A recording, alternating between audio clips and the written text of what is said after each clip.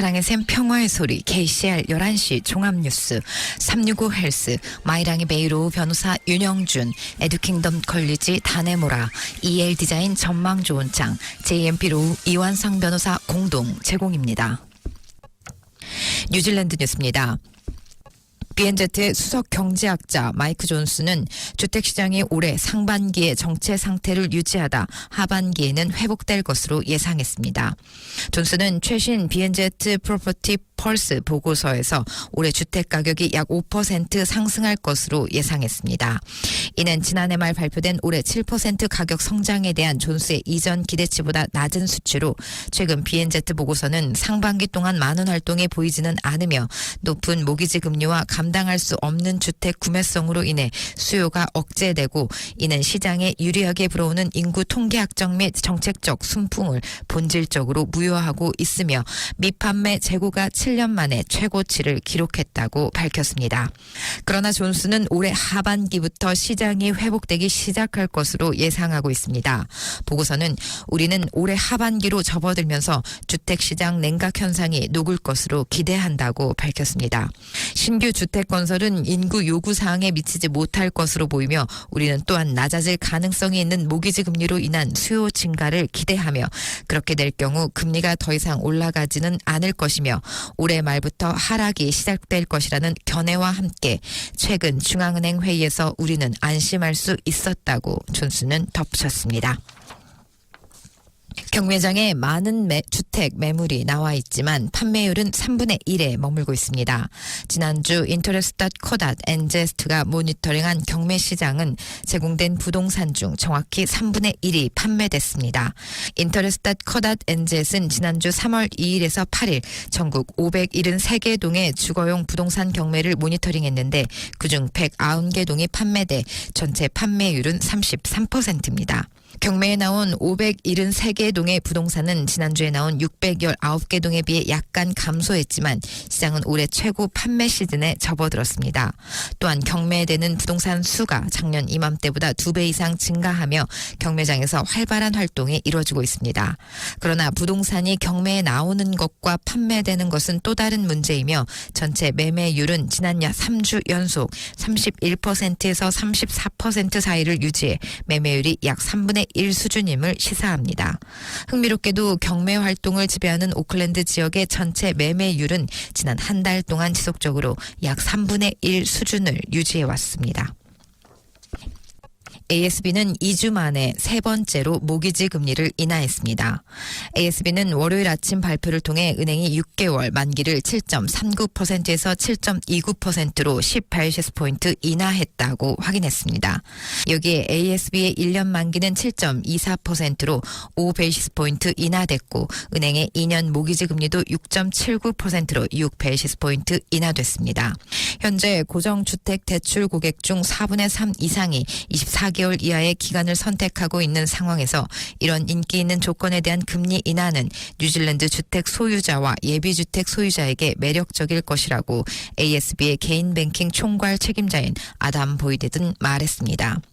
반면 은행이 12개월 정기 예금 금리를 6%로 낮추고 4개 정기 예금 금리를 5에서 20 베이시스 포인트 정도 낮추는 등 저축자들에게는 불리한 소식입니다. 변경 사항은 월요일 아침에 발효되며 평균 ASB는 이제 1년 및 2년 금리가 ANZ 및 BNZ와 일치합니다. 이는 ASB가 지난주와 지난달 말 대출 금리를 일부 인하한 이후 나온 것입니다. 모기지 보유자들은 지난달 말 중앙은행 RBNZ가 기준금리 OCR을 5.5%로 유지하면서 잠시 유예를 받았으며 이는 많은 경제학자들의 예측과 일치했습니다. RBNZ는 뉴질랜드 경제가 광범위하게 발전했으며 근원 인플레이션과 대부분의 인플레이션 지표가 하락했다고 밝혔습니다. 오클랜드 시의회의 장기 계획에 대한 귀하의 의견을 보내십시오. 2024년에서 2034년까지의 장기 계획에 대한 의견 내기에 한국 커뮤니티의 적극적인 참여가 필요합니다. akhaveyourSay.co.nz에서 좀 더 자세한 정보를 확인하실 수 있습니다. 감사합니다. 멜리사리 미디어통신부 장관은 현재 위기에 처한 뉴질랜드 미디어 산업을 지원하기 위한 계획을 밝혔습니다. 지난 금요일 TVNZ는 미드데이 및 투나잇 뉴스 게시판과 함께 주요 시사 프로그램인 썬데이와 페어고를 취소하는 등 68명의 직원을 해고하겠다는 제안을 발표했습니다. 일주일 전 뉴스허브는 모 회사인 워너브러더스 디스커버리가 문을 닫겠다고 발표했습니다. 오늘 아침 브렉퍼스트와의 인터뷰에서 멜리사리는 뉴질랜드 미디어를 지원하기 위한 계획을 개발하기 위해 관리들과 협력하고 있다고 말하며 구체적인 계획에 대해 언급할 수는 없지만 일부 법안 변경에 대한 제안이 포함될 것이라고 밝혔습니다. 그녀는 현대 기술에 맞춰 1989년 방송법을 업데이트하고 미디어가 혁신을 활용하도록 장려하고 싶다고 말하며 독립적이고 신뢰할 수 있는 뉴스와 정보 소스를 제공하기 위해 정부의 미디어 투자가 잘 이루어지도록 보장할 계획이라고 전했습니다. 멜리사리는 최근 TVNZ 임원들과 만나 폭넓은 대화를 나눴으며 구조조정이 필요하다는 의견이 나왔다고 말하고 자신은 정치인이 되기 전에 저널리스트였으며 저널리즘의 중요성을 믿어왔기 때문에 저널리스트로 일했고 민주주의에 대한 저널리즘의 중요성을 계속해서 믿고 있다고 언급했습니다. 또한 현재 수익을 내고 있는 썬데이, 페어고와 같은 쇼를 중단하는 것이 옳은지 묻는 질문을 받은 멜리사리 미디어 통신부 장관은 어떤 프로그램이든 중단하기로 한 결정은 자신이 통제할 수 있는 것이 아니라 순전히 TVNZ의 결정이라고 답했습니다. 크리스토퍼 럭슨 총리는 지난주 한 언론인에 대한 액트 지도자 데이비드 시모어 발언이 그의 기대에 미치지 못했지만 시모어는 자신의 견해를 자유롭게 표현했다고 말했습니다. 럭슨은 이 논평에 대해 시모어와 이야기한 적이 없지만 현 시점에서 장관이 국가가 소유하고 있고 상업적으로 자금 지원을 받고 있는 방송사인 TVNZ의 뉴스 수집을 지시하는 것을 금지하는 법을 위반했다고 믿지는 않는다고 말했습니다. 지난주 TVNZ가 68명을 감축하고 여러 뉴스 및 시사 프로그램을 축소하겠다는 제안을 발표한 날 시모어는 스토프에게 언론이 엄청난 자기 연민에 시달리고 있으며 자신의 행동을 고려하고 싶어할 수도 있다고 말했습니다.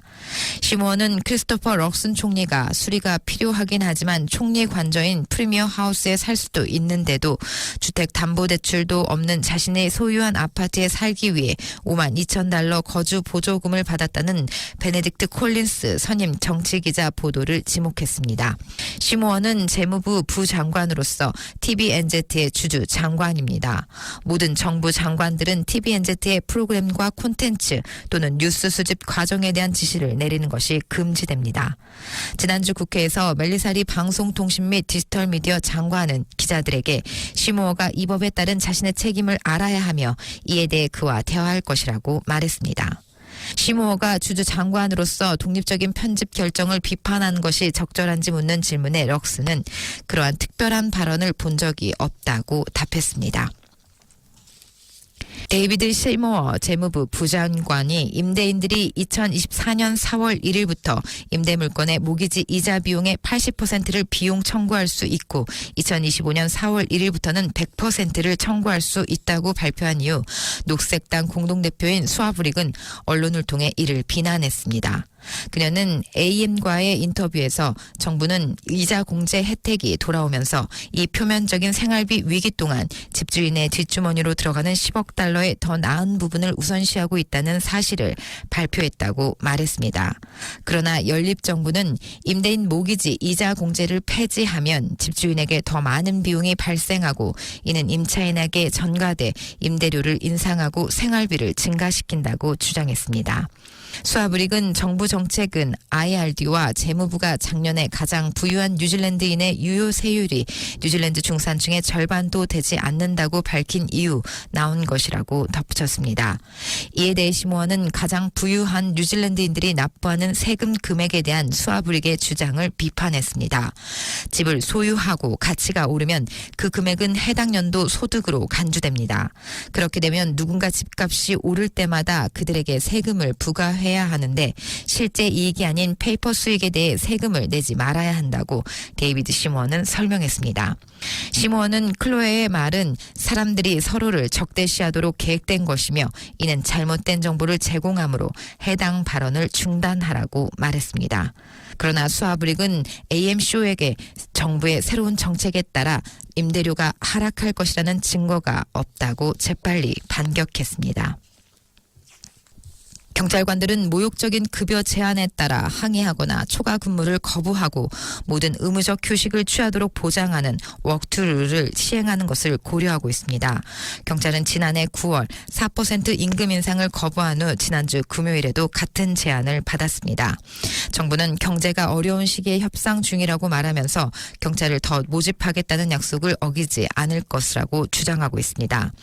경찰관들은 정부로부터 지난 9월에 거절한 제안보다 더 나쁘다고 생각하는 모욕적인 급여 제한을 전달받은 후 쟁의 행위를 추진할지 여부를 고려하고 있습니다.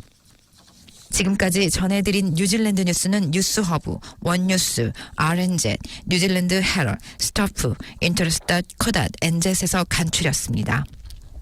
오늘의 환율 정보입니다. 뉴질랜드 달러화 대비 원화의 기준 환율은 808원 55전, 한국에서 보낼 때 816원 63전, 한국에서 받을 때 800원 47전입니다.